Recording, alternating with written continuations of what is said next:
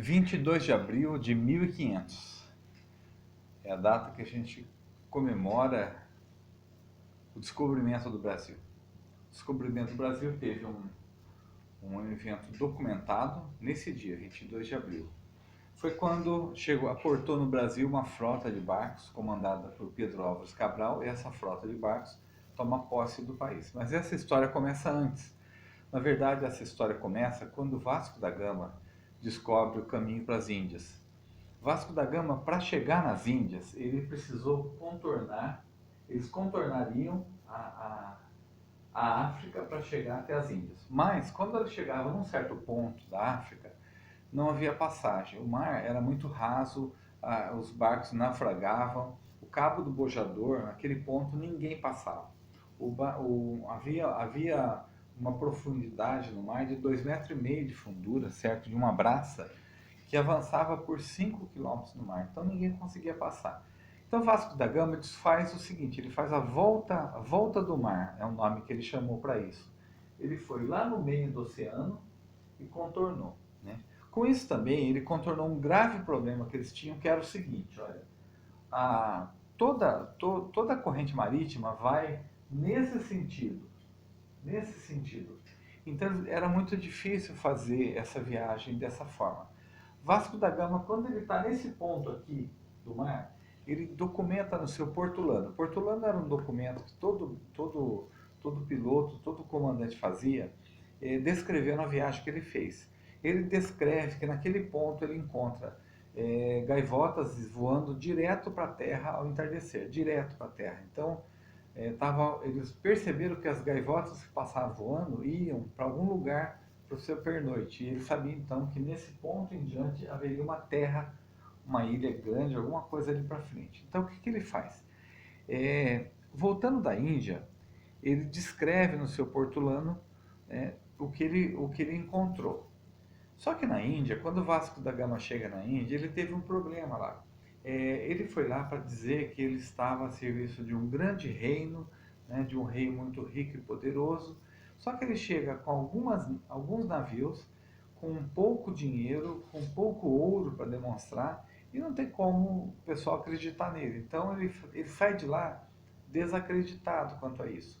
Eu não vou entrar em detalhes porque eu não tenho argumentos aqui para passar para vocês, mas essa viagem dele, ele volta e conta isso ao rei, né? Conta que provavelmente haveria terra e que na Índia eles precisavam reafirmar a grandiosidade do reino de Portugal.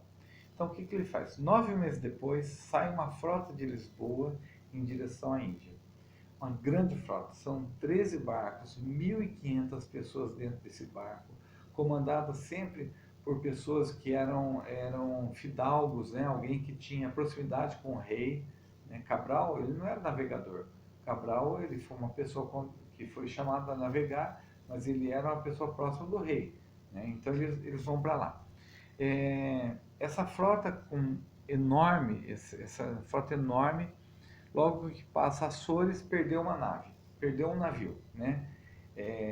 Chegando naquele ponto que havia sido predito por Vasco da Gama, ele continua a viagem, em vez de fazer a volta, continua, e no dia 21 de abril avistou um morro, parou ali, no dia 22 aportou na terra, documentou aquilo, colocou um padrão dizendo que essa terra é de Portugal. O padrão é uma pedra, né, com símbolos de Portugal, enterra ela num certo local, teve contato com os nativos, deixou algumas pessoas morando ali na terra para aprender a língua e tal. 10 dias depois segue viagem de volta. Por que ele segue viagem 10 dias depois? Porque uma das coisas que Vasco da Gama percebeu é que este ponto, o Cabo das Tormentas, que era naufragava muitos barcos ali, este ponto só pode ser passado antes das monções. As monções é um regime climático que tem nessa região, que chove muito. A partir, então, chegou aqui, 22 de abril, ele tinha que chegar aqui até junho. Ele tinha levado 44 dias para chegar aqui. Então ele tinha que sair daqui logo para passar aqui antes de junho. Depois de junho não passaria mais.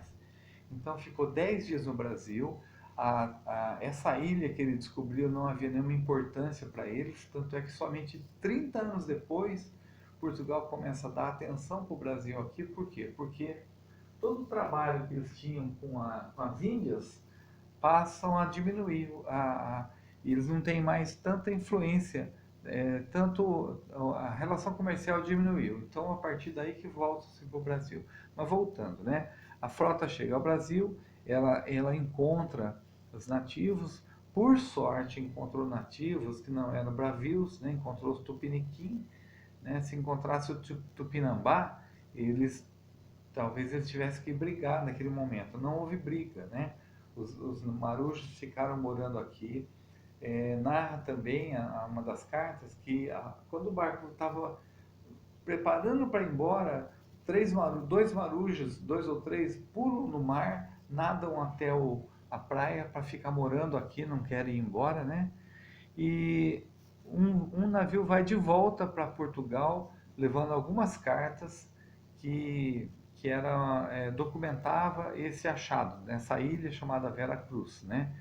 E eu estou passando para vocês o que eu li neste livro, A Viagem do Descobrimento de Edson Bueno, muito jóia, um olhar sobre a expedição de Cabral. Muito gostoso de ler, é um livro fácil de leitura e muito instrutivo. Valeu, pessoal.